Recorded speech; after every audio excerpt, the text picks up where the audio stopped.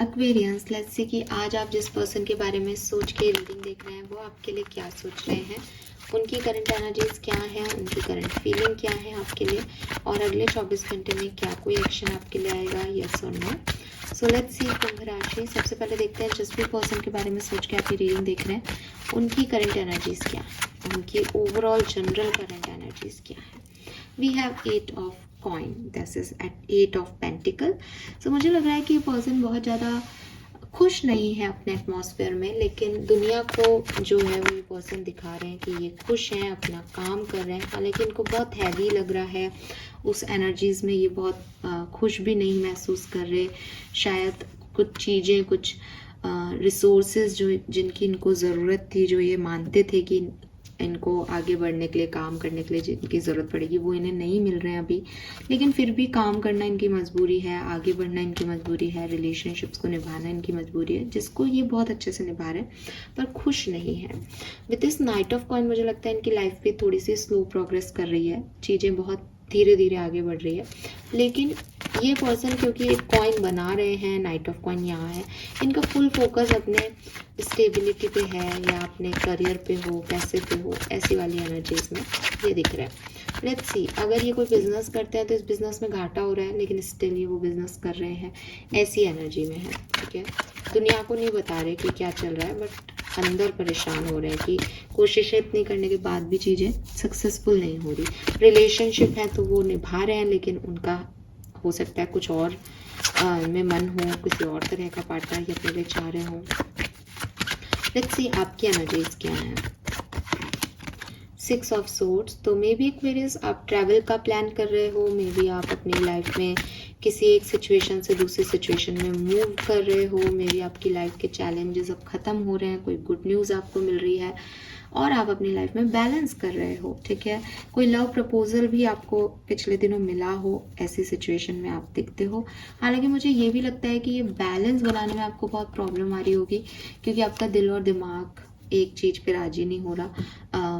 But बहरहाल जो कुछ भी था पास्ट में, उससे काफ़ी बेहतर सिचुएशन की तरफ आप खुद को मूव कर रहे हो या करना चाह रहे हो, बैलेंस में जाना चाह रहे हो। तो ट्रैवल कर रहे हो, ट्रैवल करना चाह रहे हो, एक चैलेंजिंग टाइम से निकलने की कोशिश कर रहे हो एक्वेरियस। 11 नंबर की ऊर्जा भी स्टेबिलिटी है, तो आप उस बैलेंस की तरफ जा रहे हो बेसिकली।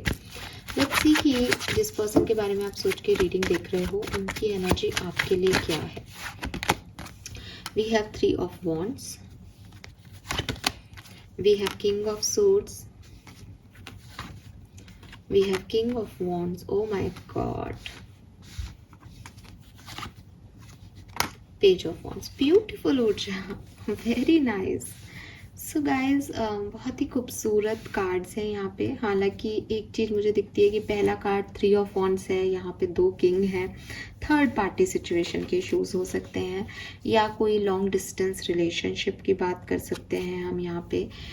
ये पर्सन डेफिनेटली इस कनेक्शन को आगे लेके जाना चाहते हैं। अगर आप और इनके बीच में कोई दूरी है तो ये विद दिस 3 ऑफ वॉन्ड्स उस दूरी को ख़त्म करना चाहते हैं, ये आपकी तरफ मिलने आना चाहते हैं, आपसे कम्युनिकेट करना चाहते हैं। अगर ये पर्सन कोई डिसीजन पास्ट में नहीं बना पाए थे, हो सकता है कि अब इस पर्सन को काफ़ी क्लैरिटी मिली है, इनको कोई डिसीजन इन्होंने बनाया है अबाउट योर रिलेशनशिप। ठीक है, ये भी है कि ये पर्सन आपसे बहुत अट्रैक्टेड है, बहुत प्यार करते हैं, लेकिन ये कभी कभी कंफ्यूज हो जाते हैं कि प्यार को तवज्जो दें या प्रैक्टिकल होकर के डिसीजन मेकिंग करें। लेकिन मुझे ऐसा लगता है with this king of swords इस पर्सन ने प्रैक्टिकल होकर कोई डिसीजन लिया है और इन्होंने आपको चूज़ किया है, बिकॉज यहाँ किंग ऑफ वॉन्ड्स भी है कि इनका पैशन भी है और प्रैक्टिकलिटी भी इनको यही कह रही है कि आप सही पर्सन हो इनके लिए। तो ऐसी इनकी फीलिंग में है अभी। With this page of wands clearly आपकी तरफ आना चाहते हैं, एक न्यू बिगनिंग करना चाहते हैं। अगेन वॉन्ड्स की ऊर्जा है, तो मैं कहूँगी अट्रैक्शन बहुत ज़्यादा है इस पर्सन को आपसे। ये उम्र में आपसे छोटे हो सकते हैं, ठीक है, और ऐसा भी हो सकता है कि थोड़े से इमेच्योर हैं। कभी बहुत एक्साइटेड होकर आपकी तरफ आना चाहते हैं, कभी इनको लगता है कि नहीं जाना चाहिए मुझे, वही प्रैक्टिकलिटी और अट्रैक्शन में अटक जाते हैं। ठीक है, लेकिन प्यार आपसे करते हैं। We have high priestess, page of swords. मुझे लगता है कि आप लोगों में कुछ प्रॉब्लम्स हैं। आप लोगों में प्रॉब्लम इन द सेंस कि या तो एज गैप है, या मेच्योरिटी का गैप है, या डिस्टेंस बहुत है। तो कोई ना कोई ऑब्स्टिकल ऐसा है जो आप दोनों में इम्बैलेंस लेके आ रहा है। ठीक है, तो जैसे फॉर एग्जांपल एक पर्सन बहुत मेच्योर है तो वो अलग तरीके से सोचता है रिश्तों को, एक व्यक्ति बिल्कुल इमेच्योरिटी से सोचता है रिश्तों को। तो जो चीज़ें मेच्योर व्यक्ति को लगती है ये बड़ी बात है, एक इमेच्योर व्यक्ति को लगता है कि ये इतनी सी बात है। ठीक है, ऐसे ही एज गैप है, तो कोई एक जना है जो कि इतना उम्र में ज़्यादा है कि उसकी सोच अलग है, परिपक्व है। एक उम्र में इतना छोटा है कि उसको अभी इन चीज़ों की नॉलेज ही नहीं है कि ये चीज़ें ऐसे भी वर्क करती हैं। ऐसे लॉन्ग डिस्टेंस है तो वो जिस जगह रहते हैं वहाँ का माहौल अलग है, आप जिस जगह रहते हो आपका माहौल अलग। तो एक क्लियर इम्बैलेंस है यहाँ पे। ठीक है, आपके और इनके रिश्ते में। और मुझे ऐसा लगता है कि अगर आप साथ में भी हो तो उस वजह से प्रॉब्लम्स आ रही हैं आपको, आप फेस कर चुके हो ये प्रॉब्लम्स की बहुत डिफरेंट है हम लोग एक दूसरे से। वो इंट्रोवर्ट है तो आप एक्सट्रोवर्ट हो। ठीक है, आप स्पिरिचुअल हो तो वो बहुत प्रैक्टिकल है। तो एक इम्बैलेंस एनर्जी है यहाँ पे।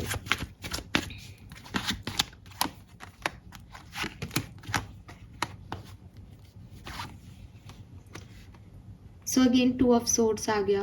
तो वो ना डिसीजन मेकिंग नहीं कर पाते आपके पर्सन, थोड़ा सा कि आपको चाहते बहुत हैं, प्यार भी बहुत है। 9 ऑफ कप से आप विश फुलफिलमेंट भी हो उनकी, आपसे अच्छा पार्टनर उन्हें मिलेगा भी नहीं, लेकिन स्टिल वो अटक जाते हैं कहीं, वो एम्परर नहीं बन पाते। वो आपको एम्प्रेस तो देखते हैं बट उनको खुद के ऊपर ही डाउट है कि वो एम्परर है या नहीं। और रीज़न यही है कि इतने डिफरेंसेस हैं दोनों में कि वो कैसे कह दें कि वो आपके लिए परफेक्ट है।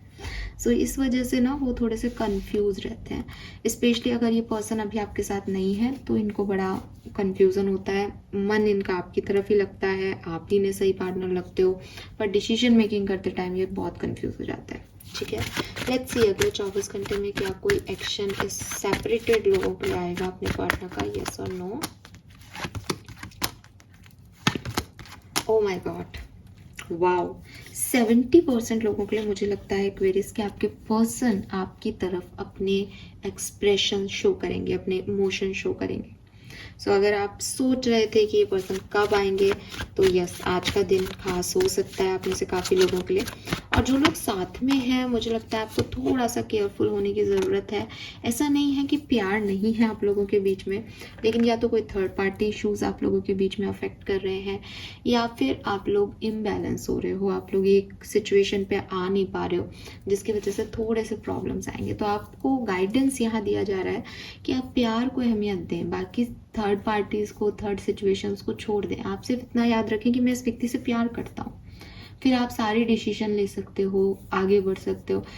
थोड़ा सा फिल्मी साउंड कर रहा है लेकिन गाइडेंस आपके लिए 2 ऑफ कप से यही आ रही है कि प्यार सब कुछ आपको लाके नहीं दे सकता, सबकी अपनी अपनी जगह है, परिवार की भी, पैसे की भी। लेकिन द थिंग इज़ कि इस पर्टिकुलर सिचुएशन में जब आप ऑलरेडी एक कनेक्शन में हैं, वहाँ कुछ ख़राब करने से अच्छा है कि प्यार से सबको जीत लिया जाए। तो अगर आप फैमिली से भी प्यार करते हो तो आप उनको भी मना लोगे, आप अपने पार्टनर से भी प्यार करते हो तो आप उनके लिए भी कर लोगे कुछ। तो प्यार को अपनी लाइफ में जगह दें। ठीक है, और अगर आप साथ में नहीं हैं तो भाई आपके पर्सन आने के बहुत चांसेस हैं। ठीक है, आने वाले 24 घंटे में कम्युनिकेशन आ सकता है आपको। ये पर्सन खुद भी ट्रैवल करके आ रहे हों, ये भी मुझे दिखता है, और बहुत करीज लग रहा है इस पर्सन का। तो अगर ये आपसे आके बात करें तो प्लीज़ आप इनसे अच्छे से बात करना, बिकॉज खुद ही इतने कन्फ्यूज्ड हैं कि पता नहीं कितनी मेहनत करके आपकी तरफ आ रहे होंगे एक्वेरियस। ठीक है, this is all for you. Thank you so much reading को देखने के लिए। Bye bye.